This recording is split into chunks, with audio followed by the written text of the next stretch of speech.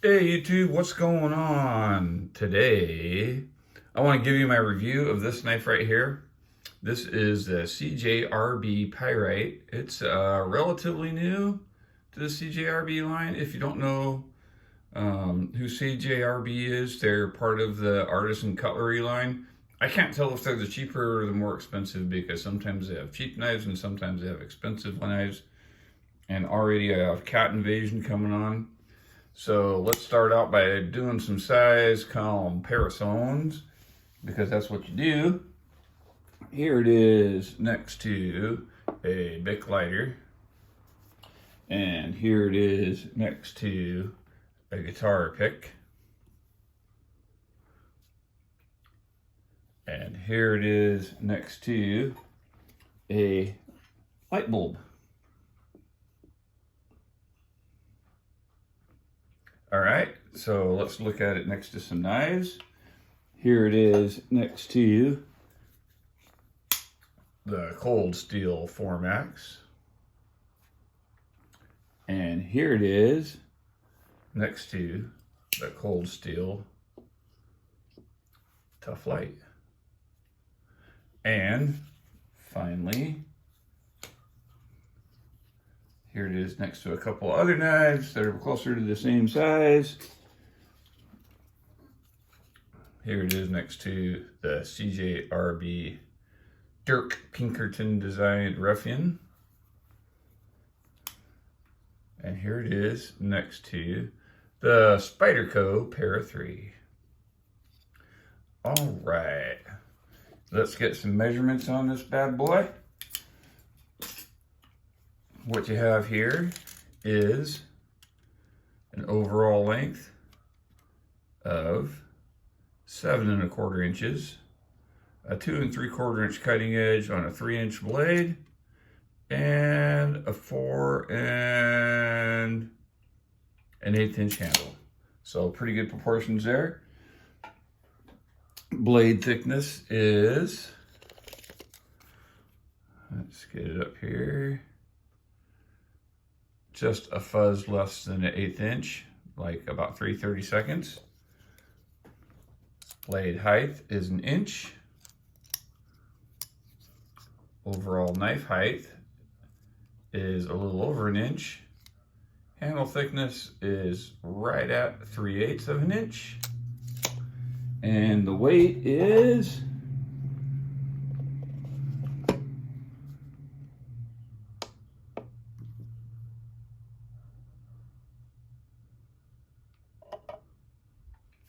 2.68 ounces, and I know that's very accurate, so that's good.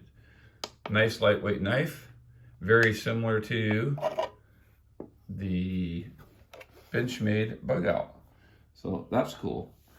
All right, so what we have here is a mostly flat ground blade, stone washed. That is AR RPM 9. I've heard so much about what RPM 9 is. I'm pretty sure it is powdered metallurgy version of 9CR 18 MOV steel. So 9 chromium and 18 vanadium, I think is how that works. So you have a little bit more chromium and a little bit more vanadium than 8CR 13 MOV. So it's a mostly flat ground drop point blade. Flat ground it all the way up to give you just enough flat for your fixed angled sharpening system. It has a very nice forward finger choil that has just enough room. It is ground okay.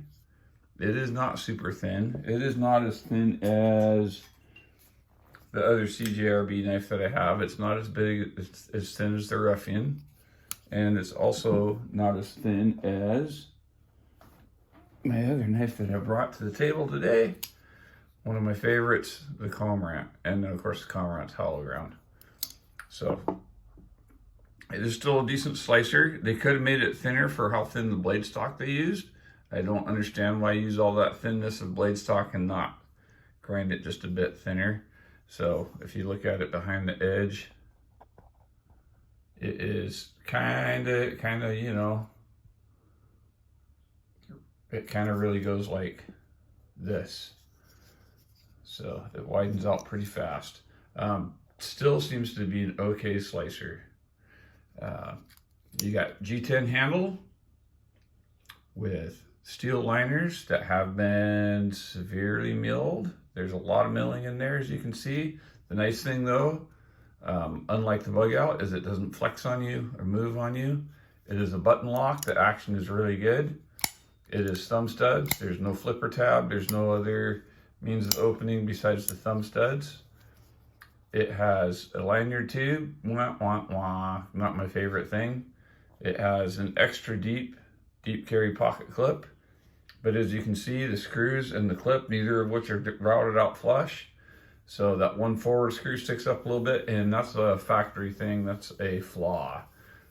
That's a ding on fit and finish.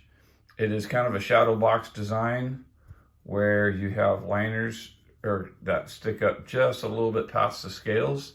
These scales are G10. There's a very slight texture to them, not a whole lot. It is not a pocket ripper.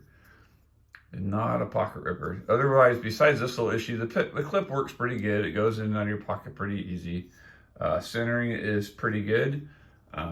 Overall, the fit and finish of this knife is, it meets value, I guess.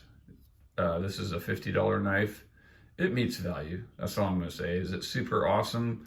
That screw kind of gives me issue. The detent is a little bit on the soft side when I compare it to the detent on this knife. Of course, this is a flipper, not a thumb stud, but this one seems to have just a little bit more detent, which I kind of like. The button on this one stays nice and flush. Even when it's open, it doesn't pop out a whole lot, which is a big difference between the Kaiser one. As you can see, the Kaiser one sticks way out there. Honestly, I still kind of like that better because I know I can get my thumb on it without looking really easy, although this one isn't difficult to, but I don't know, I feel more secure with having that bigger push on that button. So, and then something else that is kind of different on this one, which I guess you can't really see, but you can't even see where the thumb stud, or where the button lock engages into the blade. So it's completely surrounded by metal when it's in there, and it actually goes further into the steel, where this one, you can see where the button lock is, and you get about, I mean, if you were going to call that a frame lock, you would say that's about 25%, 30% lockup, but then it bottoms out against the blade, so there's not much it can wear and break in. So I don't know if this will ever develop blade play eventually, but it very well could. So it very well could. The action on this knife, it is good and loose. It's a little bit noisy. You can kind of hear them bearings in there. It's okay, it's good. Everything else mechanically has worked fine with this knife. Ergonomically, in hand, it's okay. I get a little hot spot from the clip. The handle shape's fine, and the forward finger tail is fine. I like the forward finger tail because it keeps the plunge grind out of the sharpening of the blade, so you can get a consistent bevel. I did sharpen this knife. It came dull, like not even a little sharp. This knife, which is a cheaper knife, two things about this knife: it came sharper and had a better edge on it and a better ground edge. I really had to work this one a bit to get it to be good and sharp. I did work with it for a few days before sharpening and a few days after sharpening, and it seems to be holding the edge fine. I took it to work today and yesterday and the day before, and it got a lot of use, and it seems to be holding its edge just fine. I didn't do a lot of real extreme, but I'll maybe get back to that later. It does come with, if you look at my unboxing video, it comes with a box and a bag and the zipper thing and all that, which is kind of cool. I would have paid $5 less for not have all that stuff, but whatever, that's a personal thing. My biggest complaint, well, my two biggest complaints, why have that thin a blade stock and not grind the edge a little bit thinner? And I hate these thumb studs. I hate these thumb studs. Do I even have a thumb stud knife here? Yes, I do.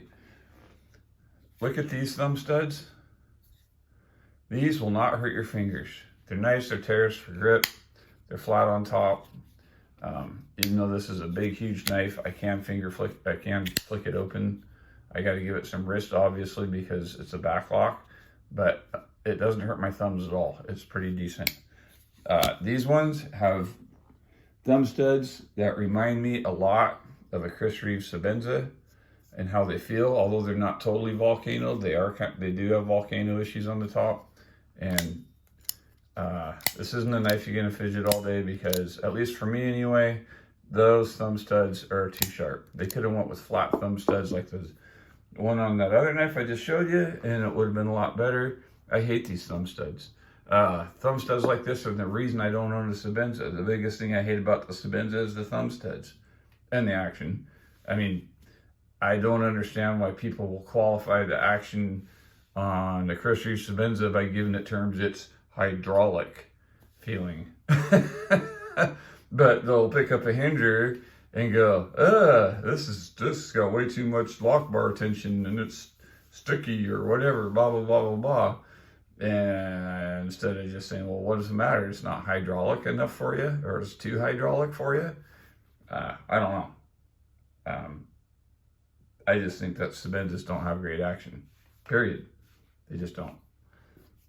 My mileage. You can think differently. You can say, oh, but it's so glossy and so smooth. Okay. It can be glossy and smooth. This is on washers. And